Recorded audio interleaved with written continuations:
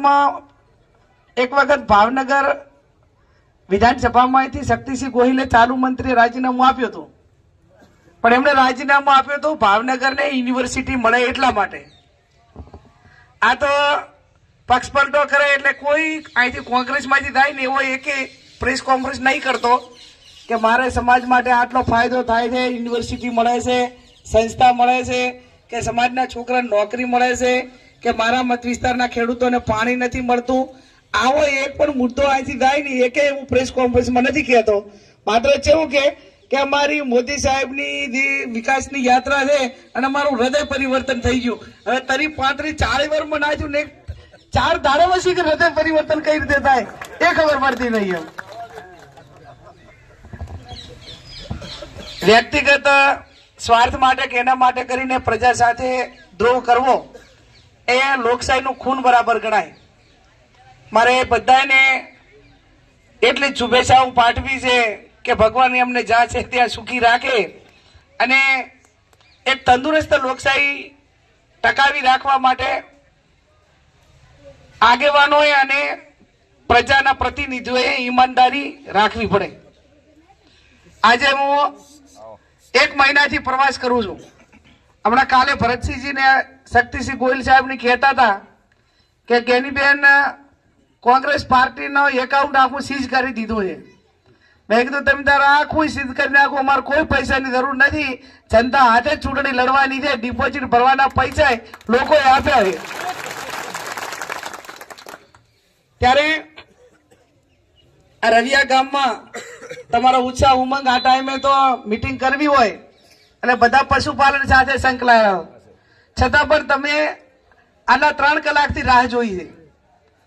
રાતે મેં અહીંથી 11-12 વાગે જઉં ને એટલે હું મારી જાતને પૂછું છું કે આજે આખો જિલ્લો તારી હાથે છે તો કાલે આખા જિલ્લાની જવાબદારી 18 આલમની તારી તારા સમાજની અને કોંગ્રેસના આગેવાનોની પણ રહેશે. ત્યારે આ દરેક કુટુંબમાંથી જવાબદાર આગેવાન આવ્યા છો અને જવાબદાર આગેવાન આવ્યા છો ત્યારે એટલું ચોક્કસથી કહીશ કે ચૂંટણીની અંદર કોઈ પણ ઉમેદવારને વોટ કરતા પહેલા એને સમર્થન કરતા પહેલા આપણા મગજમાં 3 પ્રકારનો વિચાર આવે અને વિચાર એ બાબતનો આવે કે જેને આપણે આગેવાન બનાવવા જઈ રહ્યા છીએ એનો પોતાનો ભૂતકાળ કેવો છે, એના વર્તમાન સમયમાં લોકો સાથેનો વ્યવહાર કેવો છે અને આવનાર સમયને આને આપણે ચૂંટીને મૂકશું તો ખરીદાઈ નહીં જાય, ગદ્દારી નહીં કરે અને આપણા માટેના જે પ્રશ્નો છે એ ઈમાનદારીથી લડી અને ગમે તેને 5 જણા રાતે જઈને ઉભા રહેશે ને તો ખાલી હાથે પાછા નહીં આવવા એ પ્રકારનો એક આશા અપેક્ષા સાથે જ્યારે વિચાર કરીને વોટ આપવાના હોય ત્યારે મારો ભૂતકાળ પણ તમે જાણો છો, ભવિષ્યમાં મારો આ વ્યવહાર છે અને આ ભૂતકાળ જો આ રીતનો હોય તો ભવિષ્યમાં પણ તમારી જોડે વફાદારીથી કામ કરીશ એની અત્યારે મહાદેવજી નીલકંઠ મહાદેવની સાક્ષીએ આપ સૌને ખાતરી આપું. મારી પાસે પૈસા ભલે ના હોય પણ મારી ઈમાનદારી અને તમે બધા જ મારા ઉપર મૂકેલો ભરોસો.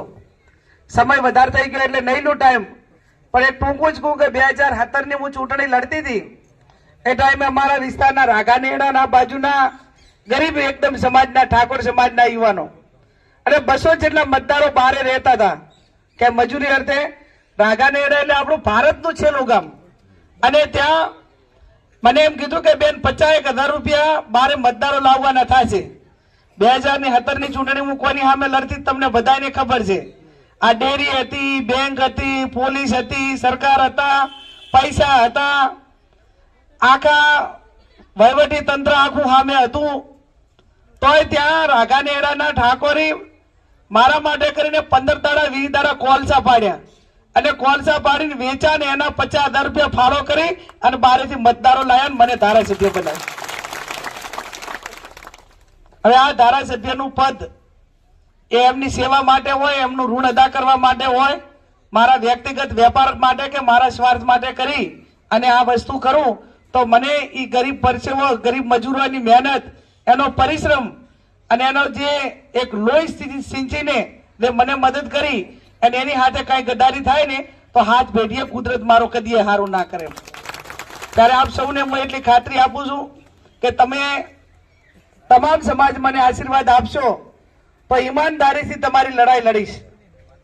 તમારા તમામ પ્રશ્નો, ચાહે પાણીનો પ્રશ્ન હોય, શિક્ષણનો હોય, યુવાનોની રોજગારીની વાત હોય, આ તમામ પ્રકારનું 28 વર્ષની જાહેર જીવનમાં છું. આખા જિલ્લાની ભૌગોલિક સ્થિતિને જાણું છું. પાટીબાન હમણે સાહેબ બીકે ગઢવી સાહેબને, મુકેશભાઈને, ચાવડા સાહેબને મળવા આવે એટલે આ બધા આગેવાનો સાથે વર્ષોનો મારો નાતો, અને વર્ષોનો નાતો ત્યારે મારા માટે રાજકારણ કોઈ નવું નથી. સામે જે ચૂંટણી લડે છે હમણાં તો એવું બધું રમખાણ હેડે કે પેલા 70 જણા ટિકિટ માંગતા હતા, એ 70 ને એમ છે કે આ ના નડ્યા હોત તો મને મળો. એમાં 70 થી મળવાની એક ને હતી, પણ બધાના મગજમાં એમ થાય કે આમને મારી ટિકિટ કપાઈ. એટલે ઘરે ને ઘરે મોટું એવડું રમખાણ છે કે ભાજપને 9 લઈને 13 ફૂટે. આખા ગુજરાતની અંદર ભાજપ તો 5 લાખના દાવા કરતું હતું કે અમારો તો ઉમેદવાર જે હોય 5 લાખની લીડથી જીત છે. આવું મહિના પહેલા કહેતા હતા કે નતા કહેતા હતા ને? એ ભાઈ તો તમારે સાબરકાંઠામાં કેમ ઉમેદવાર બદલવો પડ્યો? તમારે વડોદરાની અંદર કેમ ઉમેદવાર બદલવો પડ્યો? અહીંયા 2-3 દાડા રમખાણ તો હેડ્યું ધમાધમી, પણ વળી પાછું કાંઈક ઢાઢે પડ્યું છે. હવે માંડ કરીને એમ કે તું હવે વધારે બોલું થયું તો વળી વધારે ઓલી થશે એમ, અને એડવાન્સમાં કાયરતામાં નામ નોંધાઈ જશે. એટલે આપ સૌને મારી વિનંતી છે કે લોકશાહીની અંદર અહંકાર, એ અહંકાર તો લંકાપતિ રાવણનો ના ચાલ્યો હોય તો પછી કોઈ આ લોકશાહીની અંદર તો ગમે એવું હોય તો એના માથે પ્રજા એના ઉપર છે. અને જ્યારે જ્યારે અહંકાર હોય ત્યારે પ્રજા અને સત્યનો કાયમી વિજય થયો છે. એટલે આપ સૌ રવિયા ગામની 18 આલમને મારી 2 હાથ જોડીને વિનંતી કે 15મી તારીખે ફોર્મ ભરાવાનું છે, 7મી તારીખે મતદાન છે. ફોર્મ ભરાવા માટે ખૂબ મોટી સંખ્યામાં આવજો. આમ તો હાથીભાઈ તમે બધા જ છો અને બાના બધા આગેવાનો છે, એટલે મામેરું માગવા આવીશું.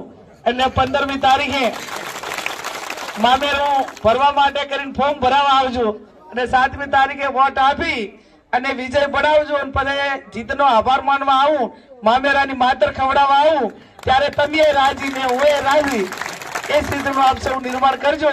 આપ સૌનો ખૂબ ખૂબ હૃદયપૂર્વક આભાર.